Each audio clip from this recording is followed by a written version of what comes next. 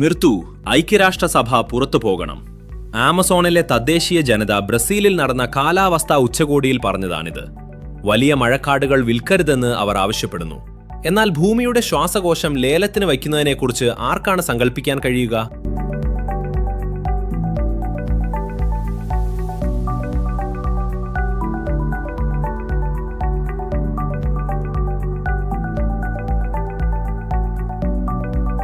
നമ്മുടെ ഗ്രഹത്തിന് ശ്വസിക്കാൻ വായു പോലും ശേഷിക്കുന്നില്ല.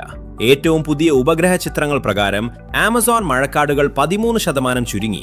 Hungary, Austria, check republic, Slovakia, Croatia, Bosnia, Herzegovina എന്നിവയെല്ലാം ഭൂപടത്തിൽ നിന്ന് ഒറ്റയടിക്ക് നഷ്ടപ്പെടുന്നതിന് തുല്യമാണിത്.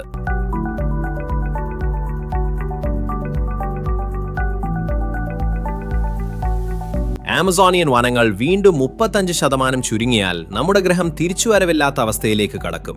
ആ ഘട്ടത്തിൽ എല്ലാ മനുഷ്യരാശിയുടെയും അന്ത്യം വെറും കാലത്തിന്റെ പ്രശ്നമായി മാറും.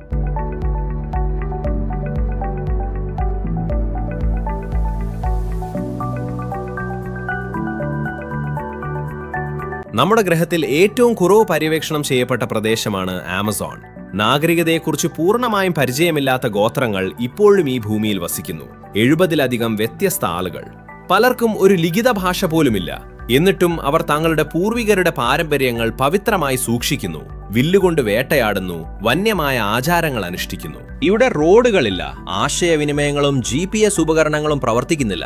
പോയിന്റ് എയിൽ നിന്ന് പോയിന്റ് ബിയിലേക്ക് പോകാനുള്ള ഏറ്റവും എളുപ്പമാർഗം നദിയിലൂടെയാണ്. കോഴ്സിന് ഇതെങ്ങനെ കടന്നു പോകാൻ കഴിയും? ലോകത്തിലെ ഏറ്റവും വലിയ നദിയാണ് ആമസോൺ എന്ന് എല്ലാവർക്കും അറിയാം. പക്ഷെ അതിന്റെ വ്യാപ്തി നിങ്ങൾക്ക് സങ്കല്പിക്കാൻ പോലും കഴിയുമോ? ഓരോ സെക്കൻഡിലും അത് 21,900 ക്യൂബിക് മീറ്റർ വെള്ളം സമുദ്രത്തിലേക്ക് പുറന്തള്ളുന്നു. അതായത് ലോകത്തിലെ സമുദ്രങ്ങളിലെ ഓരോ 5 ലിറ്റർ ശുദ്ധജലത്തിലും 1 ഈ നദിയിൽ നിന്നാണ്. ഒരു സ്ത്രീ നയിക്കുന്ന തദ്ദേശീയ ജനതയുടെ ഒരു കൂട്ടത്തെ കണ്ടുമുട്ടിയപ്പോൾ അവളെ ഒരു ഐതിഹാസിക ആമസോണിനോട്, അതായത് ഒരു വനിതാ യോദ്ധാവിനോട് ഉപമിച്ച ഫ്രാൻസിസ്കോ ഡി ഒറെല്ലാന എന്ന ജേതാവിന്റെ പേരിലാണ് നദി അറിയപ്പെടുന്നത്. അങ്ങനെ ആ പേര് നദിയുമായി സ്ഥിരമായി ചേർന്നു. ആമസോണിയൻ താഴ്ന്ന പ്രദേശങ്ങൾ ഒരു ഭീമാകാരമായ പരന്ന മേശ പോലെയാണ് കാണപ്പെടുന്നത്. ഇവിടെ പർവ്വതങ്ങളോ കുന്നുകളോ ഇല്ല. തൽഫലമായി ഉയർന്ന വേലിയേറ്റ സമയത്ത് വരുന്ന തിരമാലകൾ 10,000 കിലോമീറ്ററുകൾ ഭൂഖണ്ഡത്തിലേക്ക് ആഴ്ന്നിറങ്ങുന്നു. കാടിനെ അതിരുകളില്ലാത്ത തണ്ണീർത്തടങ്ങളാക്കി മാറ്റുന്നു. എന്നിരുന്നാലും പ്രകൃതിയുടെ യഥാർത്ഥ ശക്തി വർഷത്തിൽ 2 തവണ ഉണരും. ആ സമയങ്ങളിൽ പൂർണ്ണചന്ദ്രനിൽ പൊറോറോക്ക എന്നറിയപ്പെടുന്ന 6 മീറ്റർ വേലിയേറ്റ തിരമാല ഇവിടെ ഉയരുന്നു.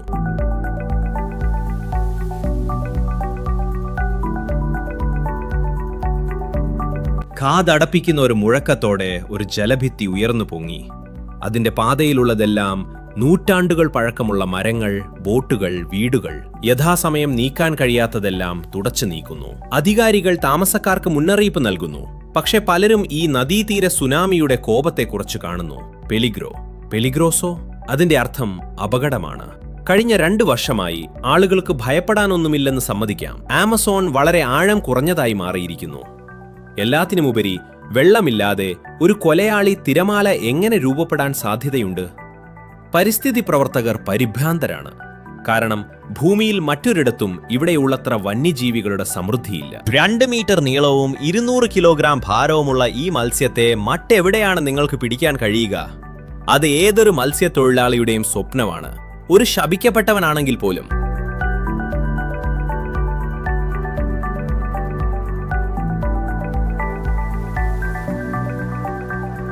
ആമസോൺ നശിക്കുകയാണെന്ന് തദ്ദേശീയർ പറയുന്നു. അപ്പോൾ ആരാണ് അതിനെ കൊല്ലുന്നത്? വീണ്ടും ആഗോളതാപനമാകുമോ?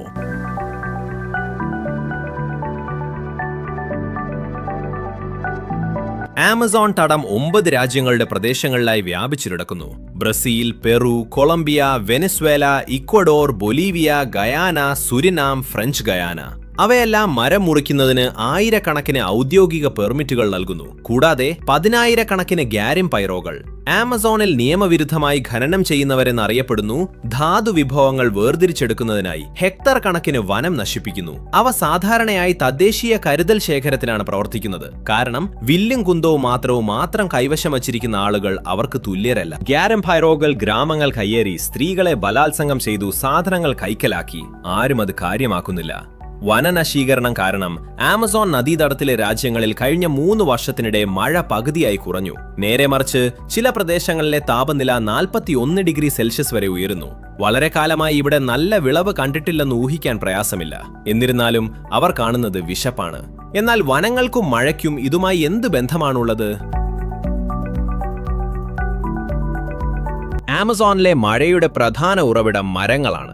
അവയുടെ ഇലകളിലൂടെ അവ അന്തരീക്ഷത്തിലേക്ക് വലിയ അളവിൽ ഈർപ്പം പുറത്തുവിടുന്നു. ഈ ഈർപ്പം പുതിയ മേഘങ്ങളായി ഘനീഭവിച്ച് മഴയായി താഴേക്ക് വീഴുന്നു. എന്നിരുന്നാലും പ്രശ്നം ഇതാണ്: കൃഷിയിടങ്ങളിൽ കാര്യങ്ങൾ കൂടുതൽ മോശമാകുന്തോറും ഗ്രൈലറോകൾ കൂടുന്നു. എല്ലാത്തിനുമുപരി ആളുകൾ എങ്ങനെയെങ്കിലും ഉപജീവന മാർഗം കണ്ടെത്തേണ്ടതുണ്ട്. ആമസോൺ നമ്മിൽ നിന്ന് വളരെ അകലെയാണെന്ന് തോന്നിയേക്കാം. അപ്പോൾ ഒരു പ്രതിസന്ധി ഉണ്ടായാലോ? പക്ഷേ നമ്മൾ 2 തവണ ചിന്തിക്കണം. എല്ലാത്തിനുമുപരി ഈ വനങ്ങൾ ഒരു ഭീമാകാരമായ പ്രകൃതിദത്ത എയർ കണ്ടീഷണറായി പ്രവർത്തിക്കുന്നു. അവ അപ്രത്യക്ഷമായാൽ നമ്മിൽ ആർക്കും ശ്വസിക്കാൻ വായു ഉണ്ടാകില്ല. അനന്തമായ വരൾച്ച ഫലഭൂയിഷ്ഠമായ മണ്ണിന്റെ ശോഷണത്തിലേക്ക് നയിക്കും. തൽഫലമായി ഭക്ഷ്യ കയറ്റുമതിക്കാരുടെ പട്ടികയിൽ നിന്ന് തെക്കേ അമേരിക്കയെ നീക്കം ചെയ്യാൻ കഴിയും.